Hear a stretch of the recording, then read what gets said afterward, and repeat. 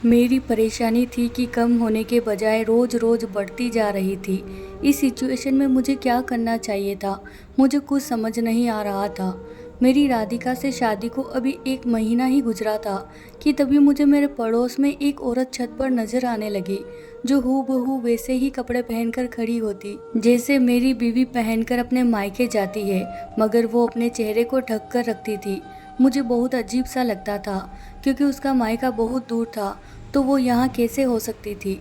एक दिन मुझे शक हुआ, तो मैंने पड़ोसी की छत पर खड़ी उस औरत पर रंग से भरा एक गुब्बारा उस पर फेंका और जल्दी से निकलकर अपने ससुराल बीवी को देखने गया। मेरे पहुंचने के बाद जैसे ही बीवी ने दरवाज़ा खोला, मेरी तो जान ही निकल गई, क्योंकि उसका ड्रेस तो। मेरा नाम विक्रम है और मेरा बहुत बड़ा कारखाना है। भगवान का दिया मेरे पास सब कुछ है। एक दिन मैं काम करके घर आया। मैं बहुत थका हुआ था। मैं रास्ते में सोच रहा था कि आज जल्दी घर जा रहा हूँ। बहुत दिन हो गए थे, मैंने राधिका को अच्छा वक्त नहीं दिया था। लेकिन मैं हैरान था जब मैंने राधिका को तैयार खड़ा देखा। वो बहुत खूबसूरत लग रही थी, क्योंकि उस पर हर रंग ही खिलता था। आज उसने लाल रंग का पटियाला सूट पहना था।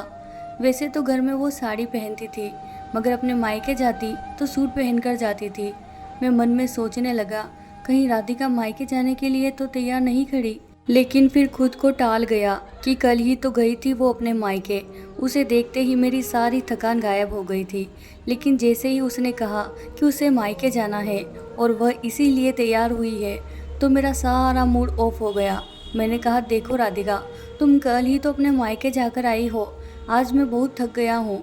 मैं उसे लगातार मनाता रहा कि तुम आज मायके मत जाओ, मगर उसने मेरी बात को रद्द कर दिया और वह अपनी जीत पर अड़ी रही। नहीं विक्रम, मुझे माँ की और बहनों की बहुत याद आ रही है। आप प्लीज़ मुझे छोड़कर आ जाए। उसकी बात सुनकर मैंने हाँ कह दिया। दरअसल मेरी बीवी, उसकी माँ और बहनों ने बहुत मुश्किल वक्त गुजारा था। बचपन में ही उसके बाप का साया सर से उठ गया था और रिश्तेदारों ने इन सब से मुंह मोड़ लिया था।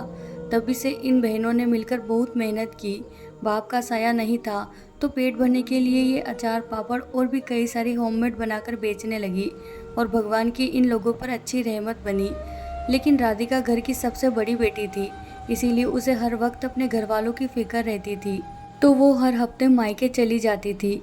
हमारी शादी को अभी 1 महीना ही हुआ था, लेकिन मैं क्या करता। मुझे राधिका से बेइंतहा मोहब्बत हो गई थी, इसीलिए उसके किसी भी बात को टालना मेरे लिए मुश्किल हो जाता था। मजबूरन मैंने उसे थोड़ा इंतजार करने को कहा और फ्रेश होकर उसे मायके पहुंचा कर आ गया। उसने कहा था कि रात को मैं उसे लेने जाऊं। मैं जल्दी से वापस लौटा, क्योंकि मैं बहुत थका हुआ था और आज मेरी तबीयत भी कुछ ठीक नहीं लग रही थी। लेकिन मैं राधिका को इस बारे में कुछ कह नहीं पाया था। मैं जल्दी से अपने घर पहुंचा और गेट के सामने अपनी कार रोकी। तभी अचानक मेरी नज़र मेरे पड़ोसी के घर की तरफ जा रुकी। मैं हैरानी से देखने लगा। मुझे अपनी आंखों पर यकीन नहीं हो रहा था, क्योंकि वहां छत पर एक औरत खड़ी थी, जिसने हूबहू वही लाल कलर का जोड़ा पटियाला सूट पहना हुआ था। वही रंग, वही प्रिंट, सब कुछ वैसा ही जैसा राधिका ने पहन रखा था। लेकिन हैरानी की बात यह थी कि उसने अपना सर दुपट्टे से ढक रखा था। मैं काफ़ी देर तक उसे देखता रहा। यह कैसा इत्तेफाक था। मैंने सोचा कि शायद ऐसा भी हो सकता है कि राधिका और भाभी ने एक साथ शॉपिंग की हो और वह भाभी ही हो, इसीलिए एक जैसा ड्रेस पहन रखा हो। मैं इन्हीं ख्यालों में खोया खोया गाड़ी में बैठा और गाड़ी को अंदर लगाने की नीयत से मैंने चौकीदार को आवाज़ लगाई, तो उसने गेट खोला और मैंने गाड़ी अंदर चढ़ाई और चौकीदार से कहा कि कोई भी मुझे डिस्टर्ब ना करे, मैं आज आराम करना चाहता हूँ। मेरी तबीयत आज कुछ ठीक नहीं है। और मैंने इस बात को वहीं भुला दिया, क्योंकि ऐसे इत्तेफाक कभी कभी हो जाते हैं। मैं रात को राधिका को वापस लेकर घर आया, लेकिन मैं राधिका को कहना भूल गया कि मैंने तुम्हारी जैसी ड्रेस भाभी को पहने देखी थी। लेकिन 2 दिनों बाद मेरी हैरत की इम्तिहान ना रही, जब राधिका मुझसे आकर कहने लगी कि मैं अपने मायके जाना चाहती हूँ, क्योंकि उसकी माँ की तबीयत ठीक नहीं है। आज राधिका काले रंग का सूट पहनकर गई थी, जो बहुत ही खूबसूरत लग रहा था। मैंने राधिका को प्यार भरी नज़रों से देखा, क्योंकि वह बेहद ही प्यारी लग रही थी। थोड़ी देर के बाद मैंने उसे उसके मायके पहुंचाया और घर आ गया। लेकिन मेरी नज़र वापस पड़ोसी की छत पर पड़ी, जहां एक औरत काले रंग का सूट पहने खड़ी थी। आज भी वही हुआ था जो राधिका ने ड्रेस पहन रखा था, हूबहू काले रंग का सूट, पड़ोस वाली भाभी ने भी पहन रखा था। लेकिन यह कैसे हो सकता था? मैंने देखा वह बिल्कुल राधिका जैसी लग रही थी, लेकिन उसने अपना सर दुपट्टे से ढक रखा था। मैं एक बार फिर हैरान हो गया था। मुझे बहुत अजीब सा लग रहा था, लेकिन इस बार भी मैंने इसे महज इत्तेफाक समझा और कारखाने चला गया। लेकिन जब तीसरी बार वही सब कुछ देखा तो मुझे शक होने लगा कि कहीं राधिका मायके का बोलकर मेरे पड़ोसी के घर तो नहीं जाया करती है। लेकिन मैं खुद उसे मायके छोड़कर आया था और उसका मायका यहाँ से बहुत दूर था। वो यहाँ कैसे आ सकती थी और यह सब इतना जल्दी कैसे हो सकता था? मैंने सच जानने के लिए जल्दी से गाड़ी अपने ससुराल की तरफ दौड़ाई। जैसे ही मैं वहाँ पहुँचा तो मैंने देखा राधिका उसी ड्रेस में दरवाज़ा खोलने आई थी। उसने मुझे देखा तो कहा, विक्रम आप अभी तक गए नहीं? उसने हैरानी से मेरी तरफ देखा तो मैं शर्मा गया और खुद को कोसने लगा। मैं कितनी बेतुकी बातें सोच रहा था। राधिका की माँ का घर तो मेरे घर से काफ़ी दूर था, तो वह इतनी जल्दी यहाँ कैसे आ सकती थी? मैंने मन ही मन अपने आप को बहुत कोसा और वापस घर लौट आया और ध्यान से अपने पड़ोसी गजोदर के घर की तरफ देखने लगा, जहाँ वही औरत अभी भी काले रंग के सूट में खड़ी थी और चेहरे को दुपट्टे से ढक रखा था। मुझे कुछ समझ नहीं आ रहा था कि यह सब क्या हो रहा है। मुझे एक पल के लिए भी चैन नहीं मिल रहा था। इत्तेफाक एक या दो बार हो सकते हैं, लेकिन बार बार नहीं। लेकिन मैं यह बात राधिका को कहने से डरता था, क्योंकि हमारी शादी को बहुत कम वक्त हुआ था और मैं नहीं चाहता था कि राधिका को ऐसा लगे कि मैं उस पर शक कर रहा हूँ। मैं उसे और तकलीफ नहीं देना चाहता था, क्योंकि उसने पहले ही बहुत कुछ सहा था। यह सोचकर मैं चुप हो गया। मुझे आज भी वह दिन याद है जब मैं पहली बार राधिका को दुल्हन बनाकर अपने घर लाया था। उसी दिन मेरा पड़ोसी गजोदर मुझे बधाई देने के लिए मेरे घर मिठाई का डब्बा लेकर आया था और उसने मुझसे माफ़ी भी मांगी कि मैं तुम्हारी शादी में नहीं आ सका, क्योंकि आज उसकी भी शादी थी। यह सुनकर मुझे बहुत अच्छा लगा। मैंने भी उसे बधाई दी। उसने मिठाई के डब्बे में से एक लड्डू निकालकर मुझे ज़बरदस्ती खिलाया। उसे देखकर लग रहा था कि वह अपनी शादी से बहुत खुश है। खैर, खुश तो मैं भी बहुत था अपनी शादी से, क्योंकि मेरी भी शादी अरेंज कम लव मैरिज ज़्यादा थी। जब मैंने पहली बार राधिका को देखा था तो देखता ही रह गया था। मैं उसी वक्त उसे अपना दिल दे बैठा था। वह मेरे कारखाने में काम करने वाली एक लड़की की दोस्त थी जिसका नाम पायल था।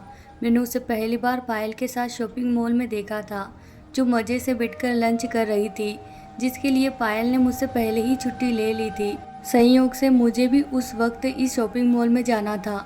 जैसे ही मैं शॉपिंग मॉल में पहुंचा तो मेरी नज़र सीधे राधिका के ऊपर पड़ी और फिर मैंने उसे देखा तो देखता ही रह गया। वह मुझे इस तरह से अपनी ओर देखता हुआ पाकर कुछ असहज सी महसूस होने लगी। इसीलिए मैंने जल्दी से अपनी नज़रों का रुख मोड़ लिया। मैं ना चाहते हुए भी वहाँ से जल्दी निकल गया, लेकिन जैसे ही मैंने पीछे मुड़कर देखा वह भी उठकर मेरे पीछे से जाने लगी और तब राधिका पायल की किसी बात पर खिलखिलाकर हंस रही थी। हंसते हुए उसके लंबे बाल उसके चेहरे पर आ रहे थे, जिसे वह बार बार पीछे कर रही थी, और उसकी यह अदा मुझे काफ़ी प्यारी लगी थी।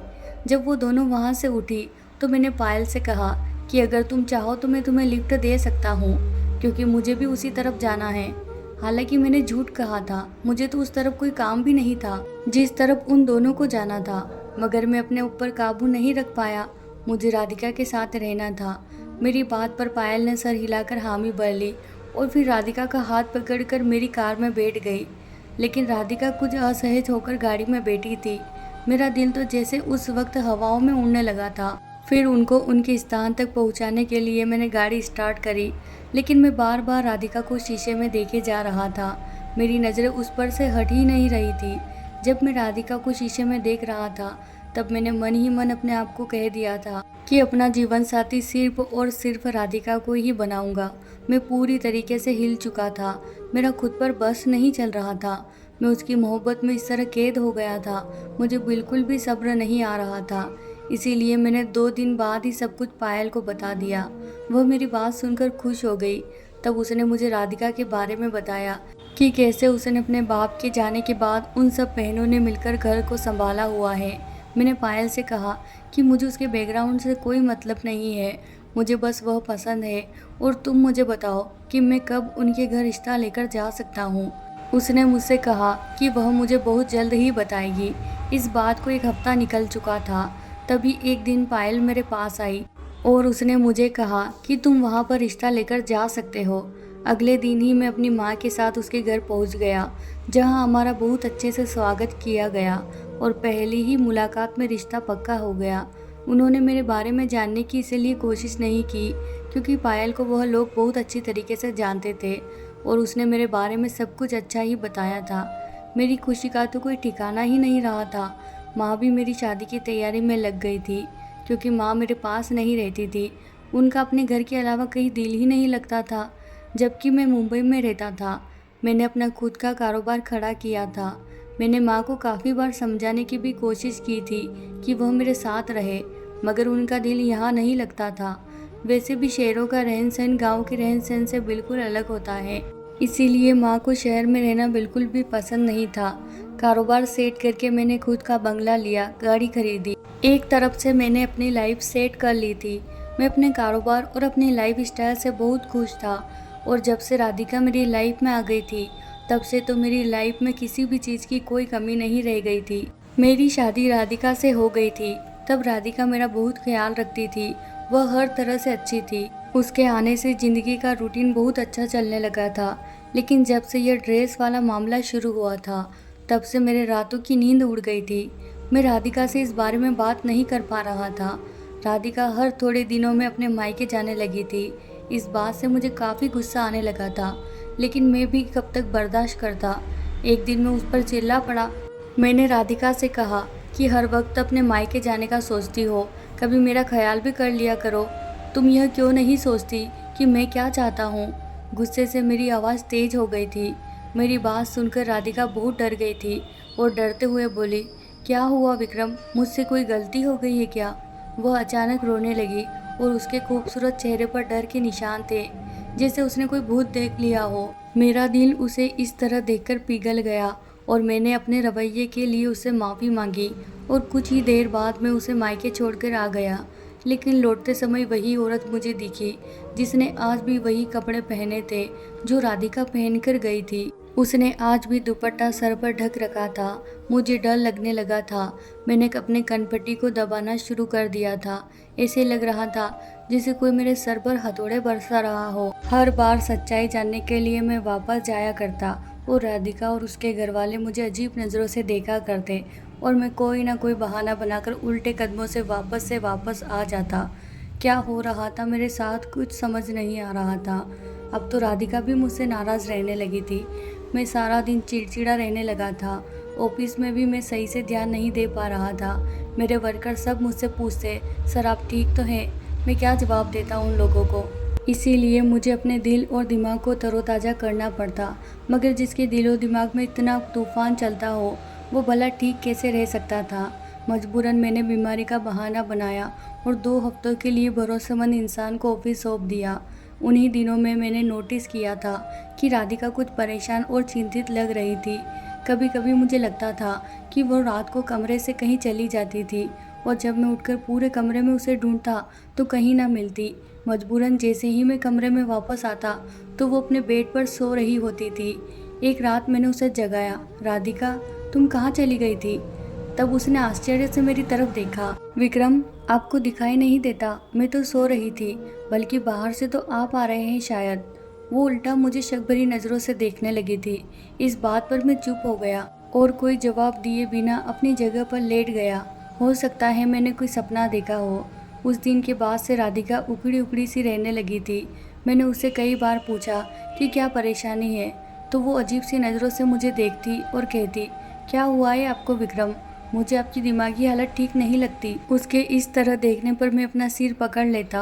वो ठीक ही तो कह रही थी। मैं आजकल उल्टी सीधी बातें ही तो करता रहता था, पर इस बार मैंने सोच लिया था कि इस रहस्य को तो सुलझाना ही पड़ेगा।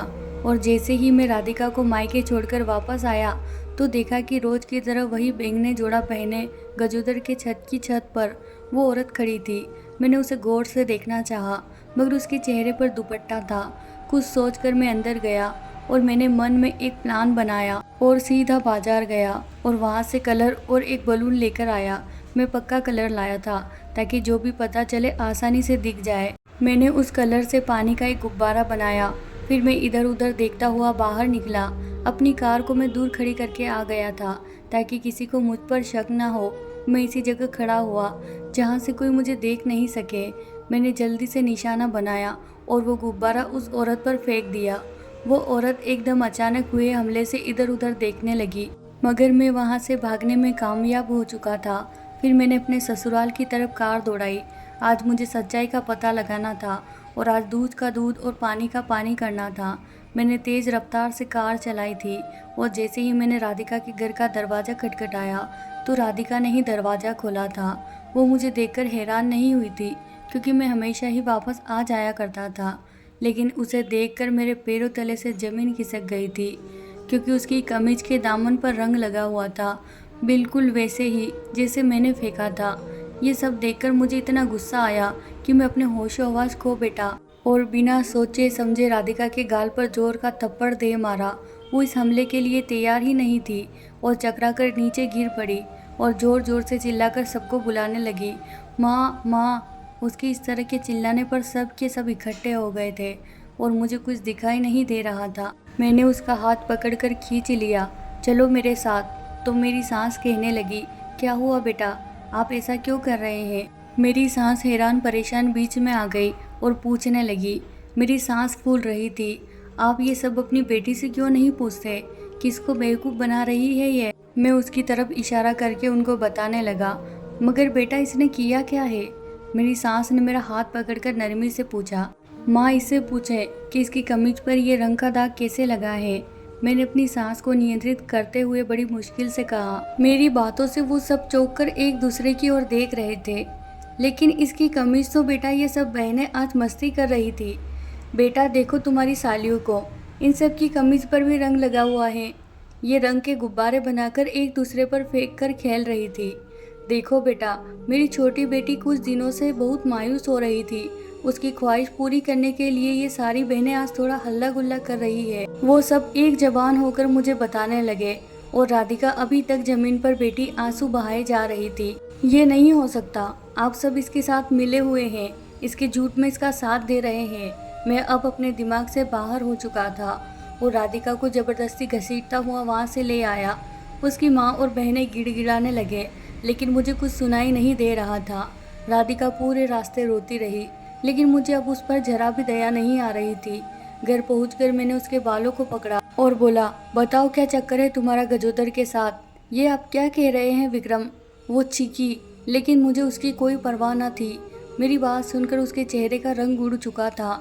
ये क्या पागलपन है, आप इतना गलत कैसे सोच सकते हैं? वो चिल्लाई, लेकिन मुझे अब उसकी कोई परवाह नहीं थी। मैं कोई गिरा हुआ इंसान नहीं था जो आंखों देखी मक्खी निगल लेता, मगर वो लगातार इनकार करते जा रही थी। मेरा गुस्से से बुरा हाल था। मैंने उससे कहा, अगर वो सच बता देगी तो मैं उसे कुछ नहीं कहूँगा, बस वो एक बार अपनी बात मान ले। मुझे लग रहा था कि मेरे दिमाग की नसें फट जाएगी और तभी अचानक मैंने देखा कि पुलिस वहाँ पर पहुँच गई थी। उनमें से एक महिला कांस्टेबल ने आते ही राधिका को मेरे हाथों से छुड़ाया और उसे सोफे पर बिठा दिया। उसका बयान लेने लगी, जबकि मुझे हथकड़ी पहना दी गई थी। ये सब क्या है? मैं चिल्लाया। ये तो बेटा आपको थाने चल के पता लग जाएगा। वो पुलिस इंस्पेक्टर हंसने लगा और मुझे घसीटता हुआ पुलिस की गाड़ी में डाला, जबकि जाते वक्त मेरे कानों में राधिका की आवाज़ लगातार गूंज रही थी, ये मेरा पति पागल है, पहले दिन से ही इसे पागलपन के दौरे पड़ते आ रहे हैं। राधिका पुलिस को बताई जा रही थी और मुझे अपनी कानों पर यकीन नहीं हो रहा था। वो जिसे मैंने दिलो जान से चाहा था, वो ये क्या कह रही थी? मेरे हवालात का आज दूसरा दिन था और राधिका ने मेरी खबर तक ना ली थी और मुझे उस बात पर बिल्कुल भी विश्वास नहीं हो रहा था। जो कुछ भी उसने पुलिस को बताया था, मैं एक दिमागी मरीज हूँ और मुझे पागलपन के दौरे पड़ते हैं, तब मैं उस पर जुल्म करता हूँ। उसका ये कहना था कि उसने यह बात अपने घर वालों को कभी नहीं बताई, लेकिन उस दिन उन्होंने अपनी आंखों से सब कुछ देखा था। लेकिन सबसे चौंकाने वाली बात ये थी कि उस रात पुलिस को गजेंद्र ने कॉल किया था, जो मेरा पड़ोसी था और जिसकी वजह से ये सारा सिलसिला शुरू हुआ था। मुझ पे तो आश्चर्य के वार पे वार हो रहे थे। ये सब क्या था? मुझे कुछ समझ नहीं आ रहा था। राधिका ने मेरे खिलाफ केस फाइल किया था और ना जाने क्या क्या आरोप लगाए थे मुझ पर। मेरे माता पिता बहुत कोशिश करते रहे थे, लेकिन मेरी जमानत नहीं हो पा रही थी। मामले के अनुसार मेरा मेडिकल चेकअप होना था और रिपोर्ट आने के बाद ही मेरी जमानत हो सकती थी। और 2 दिन बाद जब मनोचिकित्सक ने मुझसे सवाल पूछे तो मैंने उनको सारा किस्सा सुना दिया, जिसे सुनकर वो भी मुझे इसी नज़रों से देखने लगे जिससे मैं कोई पागल हूँ। और उनके इस तरह देखने पर मुझे अचानक गुस्सा आ गया। आपको क्या लगता है मैं पागल हूँ? मैंने गुस्से में आकर पूछा तो वो मुझे समझाने लगे। देखिए मिस्टर विक्रम, आप जो किस्सा बता रहे हैं वो नामुमकिन सी बात है। इत्तेफाक 1 या 2 बार हो सकता है, लेकिन बार बार नहीं।